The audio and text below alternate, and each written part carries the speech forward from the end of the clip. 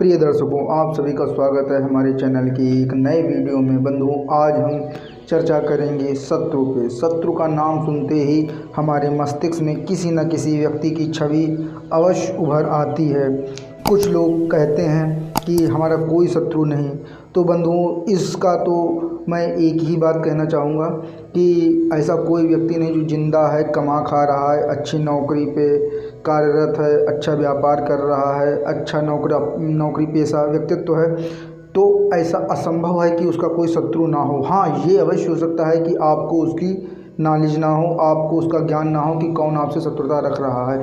परंतु अधिकतर देखा गया है कि हर व्यक्ति को अपना शत्रु पता होता है। एक या दो व्यक्ति ऐसे जीवन में ज़रूर होते हैं जिनके बारे में हमको ज्ञात होता है कि वो हमसे शत्रुता रखते हैं, वो हमारा नुकसान पहुंचाना चाहते हैं और वक्त मिलते ही वो हमारा नुकसान अवश्य करेंगे। बंधुओं, हम पूर्व में भी एक दो वीडियो शत्रु पे बना चुके हैं, जिनका लिंक आपको डिस्क्रिप्शन में मिल जाएगा। बंधुओं, उस वीडियो में कई कमेंट आए जिनको मैंने डिलीट कर दिया, क्योंकि मैं नहीं चाहता कि समाज पे इन चीज़ों का असर पड़े। उसमें अधिकतर लोगों का ये कहना था कि मुझे शत्रु का नाश करना है।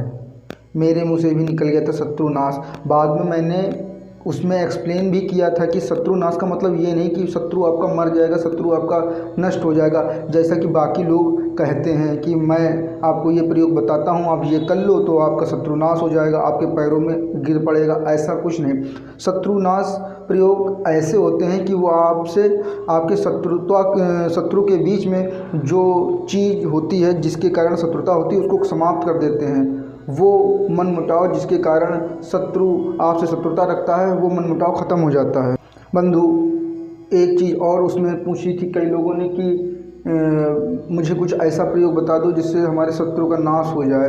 एक ने पूछा था कि मुझे ऐसा प्रयोग बता दीजिए जिससे हमारे शत्रु का नाश ना हो, बल्कि उसको हल्का सा पुश हो जाए, हल्का सा धक्का लग जाए, जिससे वो उसको अपनी गलती का एहसास हो जाए। तो बंधुओं, हम एक बात कहना चाहते हैं कि जितने भी ये प्रयोग होते हैं जिनसे किसी का नाश हो जाता है, ये प्रयोग मेरे हिसाब से तो नहीं करना चाहिए। मैं तो कभी किसी को ऐसे प्रयोग नहीं बताता हूँ। अगर मुझे पता होता है तो भी मैं नहीं बताता हूँ।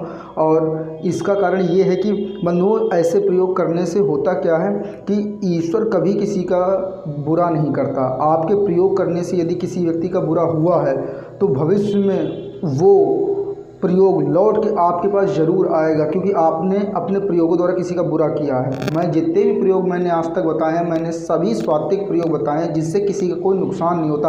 हाँ, अपितु आपका भला जरूर होता है, आपका शत्रु शांत हो जाता है, आपका शत्रु आपसे माफ़ी मांग लेता है। वो कारण जिसके कारण वो आपसे शत्रुता रखता है, वो कारण ख़त्म हो जाता है। परंतु मैंने कभी भी कोई ऐसा प्रयोग नहीं बताया जिससे के कारण किसी का नाश हो जाए।